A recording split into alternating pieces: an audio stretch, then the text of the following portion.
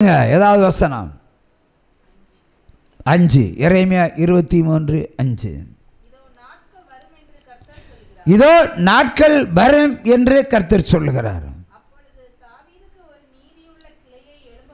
அப்போது தாவீதுக்கு ஒரு நீதியுள்ள ஒரு கிளையை எழும்ப பண்ணுவேன். அவர் ராஜாவாக இருந்து ஞானமாய் ராஜ யுகம் பண்ணி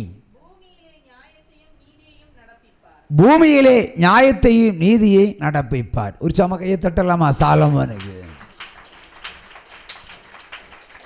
இந்த வேத வசனத்தின்படியாக பார்க்கும் பொழுது தாவீதை பார்த்து சொல்லுகிறார், உனக்கு ஒரு கிளையை ஏற்படுத்துவேன், உன் பின்னாடி உன்னோட முடிஞ்சு போகிறதில்ல, உனக்கு அருமையான ஒரு சந்ததியை நான் உனக்கு தருவேன், அவன் நீதியுள்ள ராஜாவாக இருப்பார் என்று முன்குறிச்சே தீர்க்க தரிசனம் உரைத்தார். யாரை குறித்து சொன்னார்? இந்த சாலமன். ஹல்லேலூயா. இந்த சாலமன் யாருக்கு பிறந்தான்னு தெரியுமா? பட்சேபாளுக்கு பிறந்தான் இல்லையா? பட்சேபாள் யார்? உரியாவின் அவ கண்டவனுடைய மனைவிக்கு தான் யார் பிறந்தது? சாலமன் பிறந்திருக்கிறான். எங்கேயோ குத்துமே இல்லையா? சாலமன் பிறந்தான். அதாவது வைப்பாட்டிக்கு பிறந்த ஒரு பையன். ஆனால் அவனைத்தான் ஆண்டவர் தெரிந்து கொண்டிருக்கிறார். ஒரு சம கையை தட்டுங்க. ஒரு மனிதனுடைய பிறப்பு எப்படியோ அது முக்கியமல்ல, வளர்ப்பு. நீ கர்த்தரை தேடும் விதம். கர்த்தரை அவன் தேடினபடியினால் அவனுக்கு ராஜாவாக அபிஷேகம் பண்ணி நீதியுள்ளவனாக நிறைத்தினார். அப்போது அவனுக்கு நீதியை கொடுக்க வேண்டும். நீதியாக நடக்கிறதுக்கு அவன் ஞானத்தை கொடுக்க வேண்டும், அறிவை கொடுக்க வேண்டும். அப்பொழுது அவன் சாலமன் தேவனுக்கு என்ன பலி செலுத்தினான்? 1000 சர்வாங்க தகன பலியை கர்த்தருக்கென்று செலுத்தினான். அன்று ராத்திரி தேவன் தரிசனமாகி உனக்கு என்ன வேண்டும் என்று கேட்டார். அப்பொழுது எனக்கு ஞானம் வேண்டும் என்று கேட்டார். அப்பொழுது கர்த்தர் ஞானம், அறிவு, புத்தி, ஐஸ்வர்ய நாளையும் சேர்த்தே கொடுத்தார். அவன் ஒரு பொருத்தனையில் எத்தனை ஆசீர்வாதத்தை சாலமன் சுதந்திரித்து கொண்டான். ஒரு சம கையை தட்டலாம். இப்படியாக அவன் பெற்றுக்கொண்ட ஞானத்திற்கு ஒரு சோதனை வருகிறது. ஒரு பிள்ளைக்கு இப்போ நீதி செய்யக்கூடிய ஒரு ராஜா, தீர்க்க தரிசனம், ஒரு பிள்ளைக்கு 2 தாய்மார்கள் கொண்டாடுகிறார்கள், எம்புள்ளை எம்புள்ளைன்னு. அப்போ சாலமன் என்ன பண்ணான் சொல்லுங்கள்? சாதாரண ஒரு வழக்கு உங்கள் பேரில் வந்துன்னா என்ன பண்ணுவீங்க? இந்த மாதிரி வழக்கு வந்தாச்சுன்னா, ஒரு பிள்ளை 2 தாய், இந்த பிள்ளை எனக்கு சொந்தம், இன்னொரு தாயும் எனக்கு சொந்தம்னு சொல்கிறாங்க. அப்போ சாலமன் இந்த வழக்கு வந்ததுமே சாலமன் என்ன சொன்னா தெரியுமா? டப்புன்னு சொன்னான், 1 செகண்ட், ஒரு பட்டயத்தை கொண்டு வா, 2 வெட்டி ஆளுக்கு வர பீஸை கொடுத்துருன்னா. கையை தட்டலாம். அல்லேலூயா. ஆனால் சொன்னது மாமிசமாக இருந்தாலும் ஆனால் ஆவிக்குரிய ஜட்ஜ்மெண்ட். அது ஆளுக்கு ஒரு பைசா கொடுத்துருவேன் சொல்லிட்டான். அதே மாதிரி நீங்கள் என்ன கேள்விகளும் கேளுங்க, எந்த நேரத்திலும் கேளுங்க, டப்புன்னு ஆன்சர் தரலாம். அதுதான் இந்த ஊழியம். அதுக்கு முன்பாக அப்போ அந்த ராஜாவுடைய அரண்மனையில் தளபதிகள், மந்திரிமார்கள், குருக்கள், குருமார்கள் எல்லாம் இருப்பாங்களா இல்லையா? அப்போ சாலமனை பிடிச்சி ராஜாவை ஆக்குனதுக்காக ரொம்ப வருத்தப்பட்டிருப்பாங்களே. இந்த குழந்தைக்கு என்ன டிஎன்ஏ டெஸ்ட் எடுத்து யார் உண்மையான தாயின்னு கண்டுபிடிச்சி கொடுக்கறத விட்டுட்டு ஆளுக்கு ஒரு பீஸா வெட்டி கொடு. ஏன்னா ஆடா இது, இல்லை மாடா இது, இல்லை கோழியா அப்படின்னு உலக பிரகாரமாய் நிறைய பேர் கேள்வி கேட்டிருப்பாங்க உள்ளத்துக்குள்ளே. ஆனால் ராஜாவுக்கு முன்பாக கேட்க முடியாது, கேட்டிருப்பாங்கல்ல. ஆனால் கட்டளைக்கு கீழ்ப்படிந்தால் தளபதி என்ன செய்வான்? ஒரு பட்டயத்தை தூக்கிட்டுருவான் வெட்டுறதுக்கு. இல்லை, பட்டயத்தை எடுத்துக்கிட்டு வந்து குழந்தைய வெட்டுற அன்றைக்கி நேரத்தில் ஒரு அம்மா சொல்லுவோம், ஐயா குழந்தைய வெட்டாதீங்க, அந்த அம்மாவுக்கே கொடுத்துருங்க. அப்போ ராஜா சொல்லுவான், இப்படி சொன்னவ தான் உண்மையான தாய், குழந்தைய எங்கே கொடுத்துரு, அவளை ஜெயிலில் போடு. ஆர்கியூமெண்ட் இல்லாமலே, அக்காலத்தில் இல்லாமலே, வாதம் இல்லாமலே ஜட்ஜ்மெண்ட் எழுதி கொடுத்தது சாலமன். அதான் கர்த்தருடைய ஞானம். உற்சாகமாக கையை தட்டலாமா? அல்லேலூயா. பாருங்க, ஆண்டவர் முன்குறித்து ஒரு தீர்க்க தரிசனத்தை உரைக்கிறார் வேதவசனத்தின்படி. அதன்படியே அவனை நடப்பிக்கிறார். அதே வேளையில் அதே சாலமன் 700 பொண்ணு கட்டுறான். 2 பொண்ணு கட்டினவங்க யாராவது இருந்தால் கையை தூக்குங்களா? 2 பொண்ணு கட்டினவங்க கை இருக்கா? 2 கல்யாணம் பண்ணவங்க யாராவது இருந்தால் கையை தூக்கலாம். அது யார் பிரதர்? கை தூக்குங்க பிரதர். ஏன் பிரதர் 2 பொண்ணு கட்டினீங்க? ஓய்வு பிறந்தனால 2வது கல்யாணம் பண்ணிட்டீங்க. சூப்பர், கையை தட்டுங்க. அப்போ ஒன்று போனால் தான் ஒன்று வரும் இல்லை பிரதர்? அப்போ இது எப்போ போகும் நான் இன்னொன்று கல்யாணம் பண்ணுறதுக்கு? அல்லேலூயா. ஆனால் சாலமன் 700 பெண்களை கல்யாணம் பண்ணிக்கிட்டான் இல்லையா? 700 700. ஆனால் கூட 300 கூட வச்சுருந்தானே. டோட்டல் 1000 பெண்கள். ஒருவனுக்கு 1000 பெண்கள். ஏனென்று சொன்னால் 700 பரிசுத்தம் உள்ள பிள்ளைகள். அந்த 300 விக்கிரகத்தினுடைய பிள்ளைகள். ஆகவே சாவலனுடைய ராஜ்யத்தை 2 கிழிச்சு அட்டிக்கிட்டார் ஆண்டவர். உச்சமாக கையை தட்டுங்க. உருவாக்கினதும் அவரே, அழித்ததும் அவரே, உங்களை அழைத்தவரும் அவரே. ஆனால் பரிசுத்தம் இல்லை என்றால் உங்களையும் அழித்து ஓடுவதில் எந்த விதமான சந்தேகமும் வேண்டாம். சாலமனுக்கு இந்த கதின்னா நமக்கு அதோ கதி தான். உற்சமாக கையை தட்டலாம். ஹல்லேலூயா, ஹல்லேலூயா. அடுத்தபடியாக மறுபடியும் ஒரு வேதவசனத்தை எடுங்க.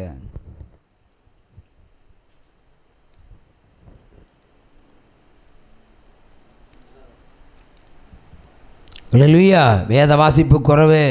சிஎஸ்ஐ சர்ச்சாக இருந்தால் டப்புன்னு வசனங்க வந்திருக்கும். அல்லேலூயா. அல்லேலூயாக்கு அல்லேலூயா தானா? வசனத்திலே கேட்டேன். 23. நான் சமீபத்திற்கு மாத்திரமல்ல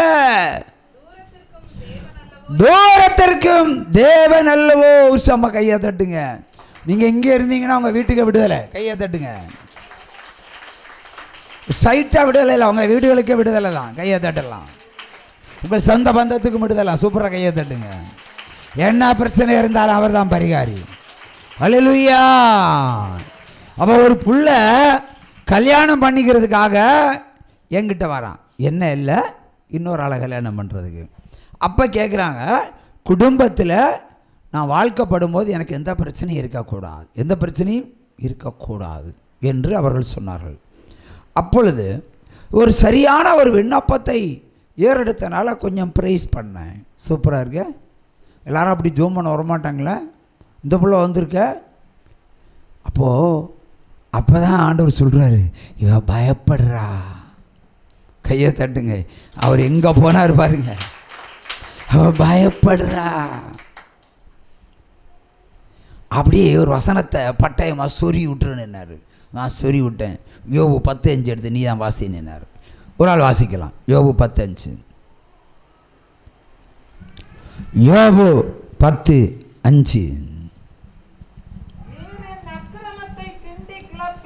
நீர் என் அக்கிரமத்தை கிண்டி கிளப்பி என் பாவத்தை ஆராய்ந்து விசாரிக்கிற தேவன். அல்லேலூயா. அவர் என்ன சொல்கிறாரு? அந்த தூரத்துக்கு தேவன்னு சொன்னார். ஆனால் இங்கே என்ன பண்ணுறாரு? கிட்ட உட்கார்ந்துருக்கிற பிள்ளைகிட்ட சொல்கிறாரு, உன் பாவத்தை எல்லாம் விசாரிக்க போகிறேன்னு சொல்கிறாரு. அவர் கல்யாணம் பண்ணி செட்டிலாகி வந்தாச்சுன்னா அவர் ஆப்ரேஷனை வேறு ரீதியில் போடுறாரு. ஆமாம் சிஸ்டர், நீங்கள் இதுவரையும் கல்யாணம் பண்ணலையான்னு கேட்டேன். ஆவியானவர் சொன்னால் கோடு போட்டால் ரோடே போட்டுருவேன். கல்யாணம் பண்ணலையா சிஸ்டர்? இல்லை பிரதர், கல்யாணம் பண்ணலை. அப்போ கல்யாணம் பண்ண போகிறது தான் முதல் புருஷனா? ஆமாம் பிரதர், இப்போ தான் அப்பா அம்மாலாம் பார்த்து பேசி முடித்து நிச்சயம் பண்ணி நிச்சயதார்த்தம்லாம் பண்ணிட்டாங்க. அப்போ ஏன் நீ ஆண்டவர்கிட்ட ஜோம் பண்ண வேண்டியதானே எங்கே வந்த? இல்லை பிரதர், எல்லா இடங்கள்லையும் சில பிரச்சனைகள் தெரியுது. கல்யாணத்துக்கு முன்னாடி 3 மாதத்துக்கு அப்புறம் டைவர்ஸு அப்படி இப்படின்லாம் சொல்கிற பயமுறுத்துகிறாங்க. நல்ல ஜீவோலியில் வந்தால் நல்ல ஜோம் பண்ணி அனுப்புனா வாழ்க்கை நல்லா இருக்குன்னு சொன்னாங்க. அதனால தான் கேட்டுக்கிட்டு வந்தேன். இன்னும் மாவட்டம் என்ன? அது ஒரு திண்டுக்கல் மாவட்டம்.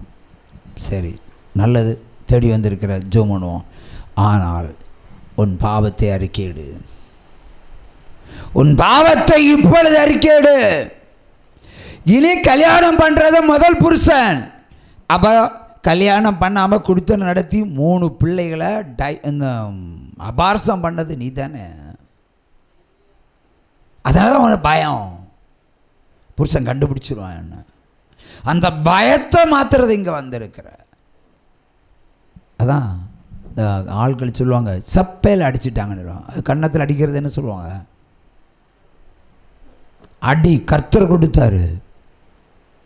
நீ இவ்வளோ பாவத்தை செஞ்சுட்டு பரிசுத்தமுள்ள ஒருவனை கல்யாணம் பண்ணுறதுக்கு துடிக்கிற.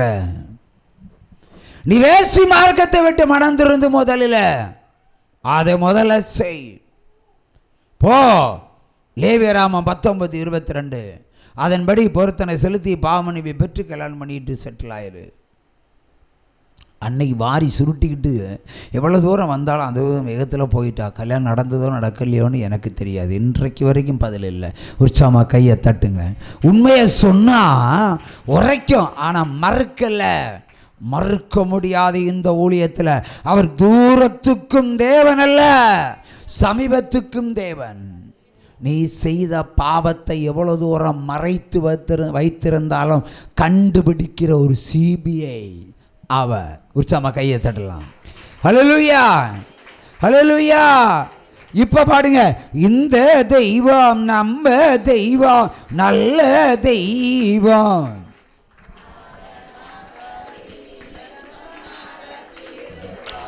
இந்த தெய்வம் நம்ம தெய்வம், நல்ல தெய்வம்.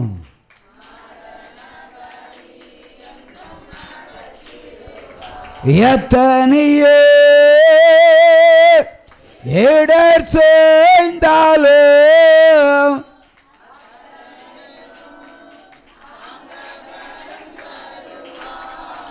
அந்தி சந்தி மதியான வேளையிலும் நான்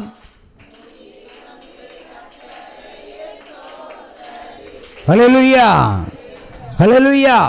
ஆகவே பெண் பிள்ளைகள் பிசாசு நிமித்தம், இல்லை சுய இச்சை நிமித்தம், இல்லை ஆண்கள் சுய இச்சை நிமித்தம், பாவங்கள் நிமித்தம் பாவம் செய்திருந்தால் பாவ மன்னிப்பை பெற்றுக்கொள்ளாமல் ஒரு கல்யாணம் பண்ணக்கூடாது. உற்சாகமா கையை தட்டுங்க.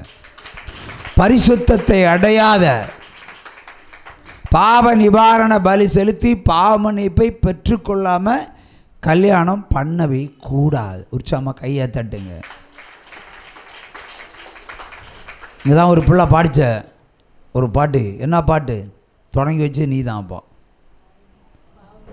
பாவ மன்னிப்பின் நிச்சயத்தை பெற்றுக்கொள்ள வேண்டும்.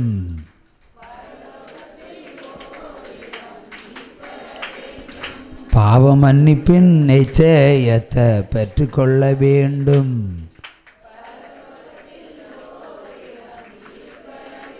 பரலோகத்தில் போகணுமா உங்களுக்கு? அப்போ நான் சொன்னது கேட்டால் மட்டும்தான் பரலோகத்துக்கு போக முடியும். ஹல்லேலூயா. இங்கே நான் சொன்ன ஆண்டவர் சொன்னது. பரலோகத்துக்கு போகக்கூடிய வழியைத்தான் நான் சொல்லி தந்திருக்கிறேன். பரிசுத்தம் இல்லாமல் ஒரு குடும்ப வாழ்க்கையை நடத்துவது விபச்சாரம் பண்ணுறதுக்கு சமம். ஆகவே சாத்தான் நம்முடைய வாழ்க்கையில் கடந்து வந்து பாவத்தை செய்ய வைப்பான். அது ஆணாகிலும் பெண்ணாகிலும். அதுக்கு பாவ மன்னிப்பை நீங்கள் பெற்றுக்கொள்ள வேண்டும். சும்மா வாய்மொழியாய் பாவ மன்னிப்பை பெற்றுக்கொள்ளக்கூடாது. அப்படி பைபிளில் இல்லவே இல்லை. அல்லேலூயா. யூதாசை கூட ஆண்டவர் மன்னிக்கவில்லை. கல்வாரி சிலுவையில் அவர் நிற்கும் பொழுது கூட அந்த ஜனங்களை மன்னிக்கவில்லை. ஆனால் பிதாவிடத்தில் பழிய போட்டார். நீர் மன்னிச்சுக்கிட்டோன்னு சொல்லிட்டார். இவர்கள் அறியாமல் செய்கிறார்கள், நீரை மன்னியும். மன்னிக்க வேண்டிய தேவனே மன்னிக்கவில்லை. உற்சாகமாக கையை தட்டுங்க. அதே இயேசுதான் சொன்னார், நானே உனக்கு வழி சத்தியம் ஜீவன், எனக்குள் பிரவேசித்தால் பிதாவை காண்பாய். அப்போ அவர் மன்னிக்க இல்லைன்னா பிதாவை மன்னிக்க மாட்டார்னு அர்த்தம். இதுதான் உண்மை, இதான் சத்தியம். அல்லேலூயா. ஆகவே நீங்கள் செய்கிற பாவங்கள் பயங்கரமான விலை மதிப்பிட முடியாத பாவங்கள். அதுக்கு விலை மதிப்பிட முடியாத அளவிற்கு மனம் வருந்தி இனி அதை செய்யாமல் அதுக்கு பரிகாரமாக புத்தகங்களை அடித்து சுவிசேஷம் அறிவிங்க. இல்லைன்னா உங்களுடைய பாவ நிவாரண பலி காணிக்கைகளை இல்லாதவனுக்கு, இயலாதவனுக்கு, ஏழைக்கு சாப்பாடு, அன்னதானம், வைத்திய செலவு ஏதாவது கொடுத்து தீர்த்துருங்க. அப்போ தான் செத்தா பரலோகத்துக்கு போக முடியும். இல்லை நான் இதெல்லாம் செய்ய மாட்டேன்னு சொன்னால் நீ ஒரு பேயாய் வந்து நிற்ப என்கிட்ட. மறுபடியும் நான் தான் ஜோம் பண்ணி ஒன்றை கட்டணும். உற்சாகமாக கையை தட்டுங்க. ஹல்லேலூயா. அந்தி கிறிஸ்துவை கட்டுகிற ஊழியம் இது. உற்சாகமாக கையை தட்டி கையை தட்டி கையை தட்டி